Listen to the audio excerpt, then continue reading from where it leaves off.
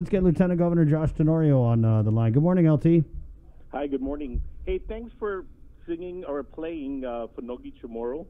I really do think that's when I was listening to it on hold, it just reminds us what a good, inspiring thing, but it's a good way to start the morning. So thank you. And then can I just also say that Hagu is one of the awesome, my dad loves for Bazakwan. She's from our village, so. Right. Yep. Love Never that gets song. old. And you know what we do with the anthems, LT, is I'm trying to recreate, this is in my mind, the little school where you hear the anthem and then it's time for class. So class is in session right now. I think it's great. No, I was even thinking that's what we should all be doing, actually. Yeah. Get it on the loudspeaker. Remember when we grew up, right? What's the first thing that we do when we start class? Yeah. Is I pledge allegiance. Now it's the Inifresi and the anthems. Mm-hmm. Awesome. And that's How the are you name. guys doing? We're doing good, LT. How about you? I'm doing okay. As can be given the situation, but you guys know that I'm always trying to be optimistic. And despite all these challenges, I still will remain and keep working on it. I mean, a lot of people are hurting out there. Frustration levels very high.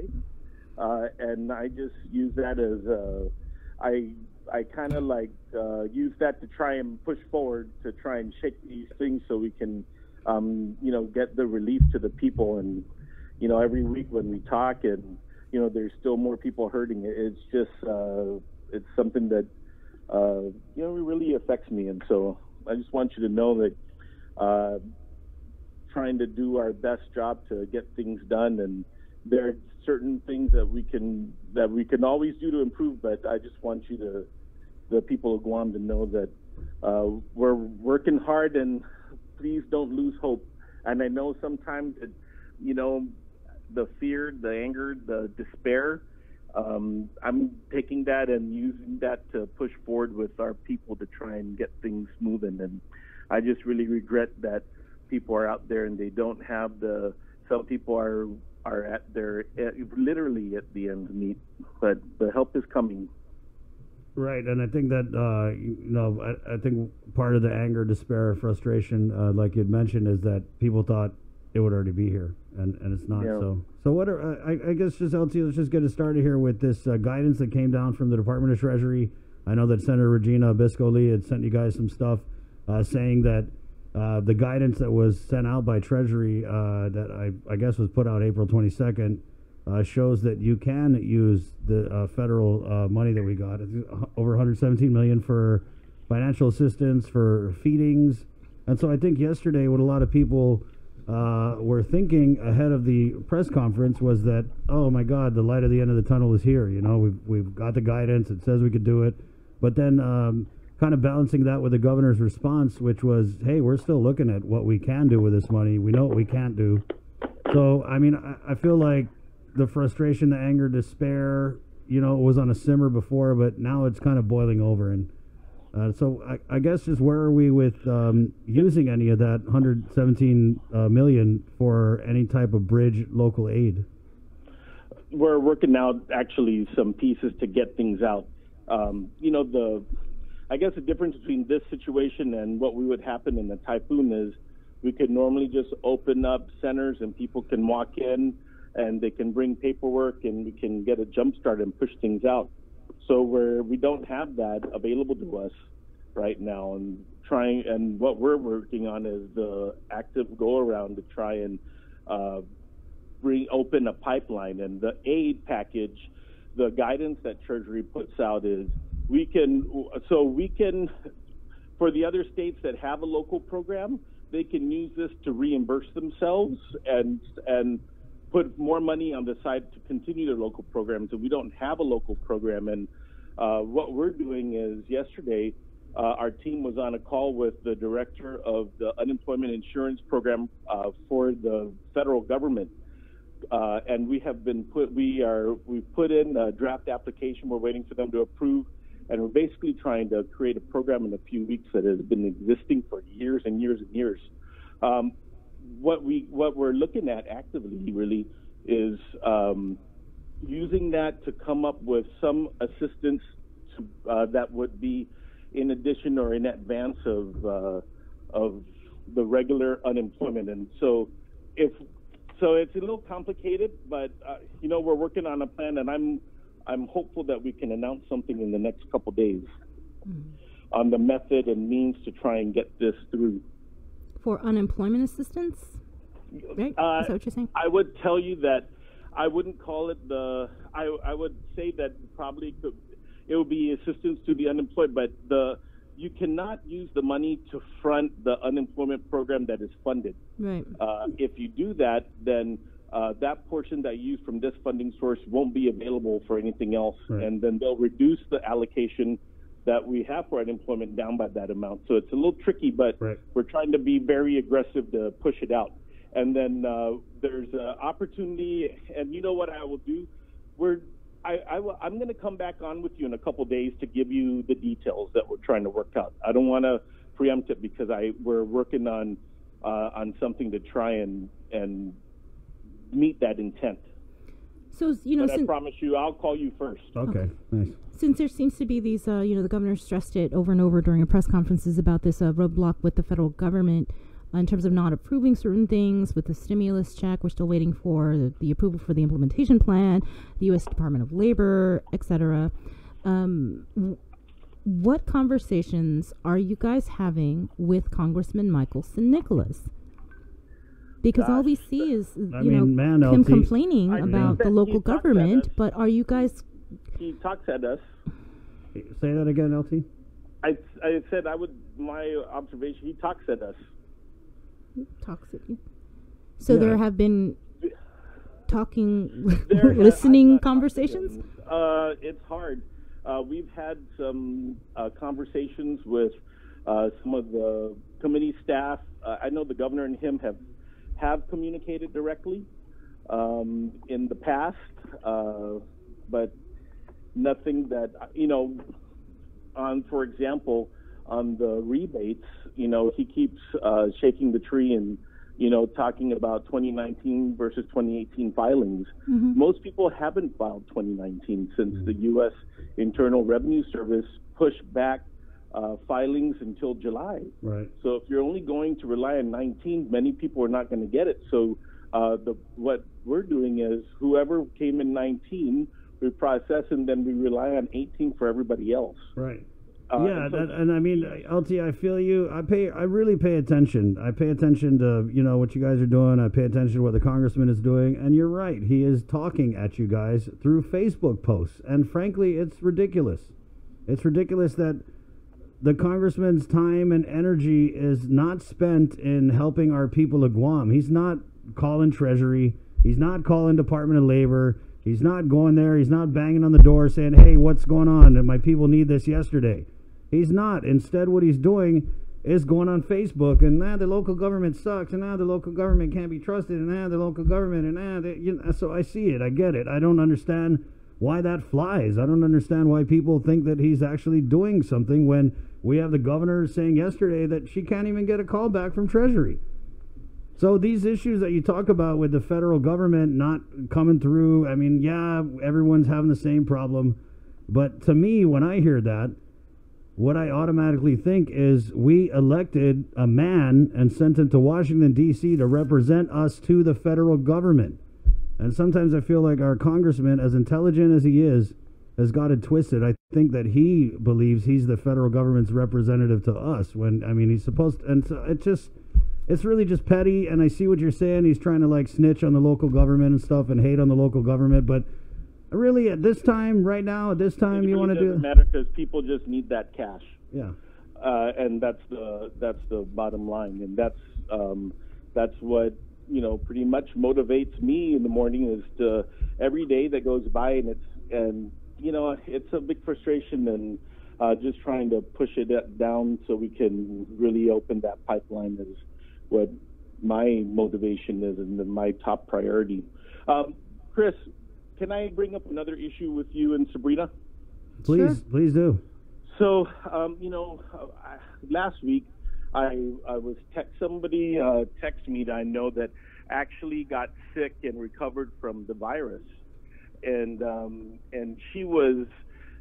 I just want to read to you the message that she sent because in all of this, and I know people are looking at all of the things they need to really sustain their own household. I wanted you to read you something from her, okay? And this kind of like, I just think that if I read it, it's the best. It says, "Good afternoon, Lieutenant Governor. I hope all is well with you and the family. With all the COVID-19 recoveries blessing our island, I wanted to make a suggestion, if I may please. Can your administration create an outreach or a PSA about being compassionate and kind to those who were COVID-19 patients recovered and cleared? Can the administration create a PSA with information to all agencies and all government employees about what it means when someone is cleared and the rights and privacy they have as an employee who is returning to work, and ultimately about respect? I called the Archdiocese of Pagania to ask the Archbishop to speak about compassion and persecution because it seems like some of our people need a lesson." And then she says, I told her, I said, thanks for raising it. And she said, "Thank you so much. It's been very tough and such a challenge, but you're all trying so hard. Thank you for everything, but especially the prayers. Your prayers mean the world to me and my family." And it just kind of reminded me that we probably all know somebody or know somebody who has a close family member that got it. And, and just to remember that we lost 5 people. And now we have, that was out of now 144 people. And there is a real life thing. And, for those that are living with the stigma or trying to, adjust to this new reality, I just wanted to ask everybody to, remember them and remember that they're people, they didn't do anything outside of their normal life that put them into contact with the virus. And now and since we have a few more yesterday, we know it's still out there, although the tremendous work that the people of Guam have done to really bust that curve down, especially with the media, pushing out the PSAs, even in advance of the government's PSAs. You guys were the first, actually, when you see it. It's making a difference. So now with these road closures gone, and and people are itchy, they want to get out, they want to talk to their friends and family. I guess start getting people to think as we try and pull these layers back. I think we also should start doing some certain things, like when we're able to go in and dine in, for example, in a restaurant, or when we are able to visit our compadre. I think people should start thinking about, having a notepad or keeping a log for themselves about where they've been, because in the future, if there is a wave and we find it, it'll be much better if we know where we were to try and reduce or eliminate our exposure. And maybe, I've been thinking about trying to open up some opportunities or maybe some tools people can use. But, I'm working on the layers of the government and the economy coming back. Those are things that are coming up. And I just think that right now, as individuals with our responsibilities to our families and our loved ones, we just still need to be cautious. You know how it is, right?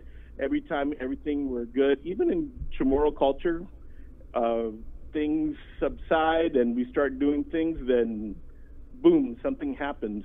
You ever guys grew up with your mom or your grandma telling you don't go during Holy Week to the beach because something might happen, and something does? Same kind of thing here. Even though we've been making progress, be careful. We're going to have, this is a new reality that we're living in, Anyway. Yeah. Well, I do look forward to seeing the recovery interviews that you guys are going to be rolling out during the press conferences. So that'll be nice to see. Yeah. And I hope we can figure out how we can do, maybe we can do Zoom, or we can figure out how you guys can get out of your studio. I don't know. We better talk about that. Yeah, I mean, we're definitely down. Those are good stories to get out, LT. I want to go back to what you had said about local assistance. So just to be accurate, you're trying to say that you guys are working on a program to give cash to people who are unemployed, but it would have to be separate from the PUA and the FPUC. And so I'm just thinking out loud here. Are you going to are you guys working on what criteria people would be eligible for those? And is it going to be a cash payout, or is it too early to even discuss this? Yeah, it's a little too early for that. If you go back to, the governor the other day, she thought, because the question in the news conference was, what did you think of Senator Regina Bisco-Lee's proposal? And the governor said that she was on point. So I'll just say that right now we're looking at different ways to try and meet that intent, and give some more help to people on top of the help that will come.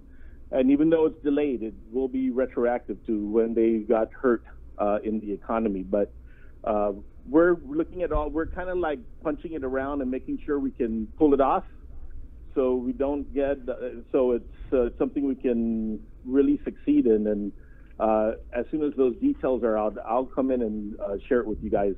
Okay. Will we be able to get a breakdown at some point where the $118 million is going to be spent? Sure. It's required to. There's a certification process, and there's some guidance. Even the guidance on the 117 is just trickling in. They tell you what you can do, what you can't do, but there's still gray areas. So yes, what is required, all of it. We'll submit that, of course, to you guys as soon as it's done. Just for clarification, is it 117 or 118 or? I think it's 117.9. Okay. But I'll give you an example. Like if things can be covered from FEMA, then they're discouraging you from using this pot of money. Right. Because if you use this pot of money, it's just it's unprecedented, and it's kind of like the struggles that are going on. I was on a call with lieutenant governors around the country on Friday, and huge frustration, including with the states that have unemployment programs stood up, and the Fed side is not kicking in either, and there's a lot of anger in other communities that we're all dealing with right now. Mm-hmm. Where are we with the homeless? Yeah, LT, what's going on with the homeless? This is just, it's almost at the point of ridiculousness, frankly, because we've heard about the plan, and maybe that's it. And some of the guidance, some of the money from the 117, right. Actually, I read the guidance that it actually could be used for homeless. Because we keep talking about the plan, and, I know it's a plan. We talked to Ray Tapasni Agora last week, and he seemed to indicate that moving them over to Paseo was essentially a done deal, and the governor then in the press conference said that, maybe a week and a half. I think that's what he said. They're repairing it right now. Okay. So they're in there. They got the materials to clear out those bathrooms. Some of the people in the homeless coalition prefer for the FestPac huts to be used, but the FestPac huts are also being considered for food distribution and aid distribution. So they're reconciling that as we speak, but the repairs have started already, have commenced down at Paseo. Mm-hmm. So it was really damaged? So they're oh gosh. God, I wonder who was director. Who? John Burke. No, she's talking about Rich Ibanez. Rich Ibanez. Well, the Paseo has been in a terrible, there's been problems for a while now, and so with the showers and all sorts of things. So last week they flushed out the drainage and the sewage pumps to stabilize the sewer in that area. And right now they're repairing all the showers and facilities and that kind of stuff. And the National Guard is leading that task right now, the Red Horse Squadron from the Air Guard. Okay. So there'll be more details revealed in the next few days. Right. Do you need us to work our wand magic on any of this, LT? Because we've got wands. Make sure that it is a sparkly wand. It is sparkly. I got a sparkly one, and I have a organic wood one. And since we're probably not going to be able to have any Pride stuff in June, make sure you get a rainbow wand. There you go. Thinking ahead. Practice that wrist action. Right. My snap, you mean? Yeah, that's right. I got it. By the way, is there anything you could tell us about the economic recovery plan that's going to be unveiled on Thursday? Just that we've so far, I just say that we have lots of industries are coming up and have been submitting phased-in approaches and recommendations for the phasing in of opening the economy, and our plans are taking into consideration all of those. And I think that it's been pretty constructive coming from the chamber and other sectors. And Thursday, I believe, is when we're looking at trying to start rolling those out. Okay. Yeah, and so I'll give you some insight, guys, when I can. Okay. And again, the public health emergency, the governor announced yesterday that it's going to be extended for additional 30 days. But there was something else that she said. Public health. So I would say that we're likely going to, just like the U.S. government, we're likely going to continue to be in a public health emergency, but with, and just like you're seeing in the States, certain restrictions lifted. So yesterday, the governor lifted the road closures, and you're seeing that today. And so you could expect that even though public health emergency will continue, there will be certain things that will be released based on capacity that we have in the medical side to respond to any future or current outbreak. And then the number of cases coming in. Okay. All right. But we're in a pretty good place compared to some places, but definitely not a place where we want to. This is not an end state. We're only at the tip of trying to get things moving so that people feel safe in their homes and nourished in their homes. LT, so when you talk about testing and the gradual reopening of non-essential businesses, I know you don't want to reveal too much, but can you just maybe give us a little hint on what types of non-essential businesses would be among the first to be considered for gradual reopening measures? I will do that for you Thursday morning, guys. We tried. How about if I alakazam, alakawoo, answer my questions? Is it true? Can you see him on Facebook? Because he's having fun with the wand. I just like the wand. Well, you know what, Chris? This is a new side of you. I'd say just embrace it. Take that wand. Hey, I'm owning it, man. I got two. Thanks for everything you're doing, and I know this is a difficult situation and not the best, but you know, you're giving in many ways. You're part of the front line, and whatever you can do, I just say, you know, guys, we'll get together and let's just make things better each and every day. And I gotta re-ask here, just to reaffirm the commitment that you had committed to us and our listeners that we're going to redo Easter after all this is over. Yeah, I definitely think I will go out there, and I will not be the Easter bunny, but when we can, I'll have a lot of eggs. Okay. All right. Thanks, LT. Thanks, guys. Yeah, appreciate it. Thanks for everything you do, and please stay safe. You too. We'll talk to you Thursday morning. Wash your hands, yeah. Thank you. Bye-bye. Okay, thank you. Bye. Lieutenant Governor Josh Tenorio there with an update, 8:32. For those of you who are asking in the comments,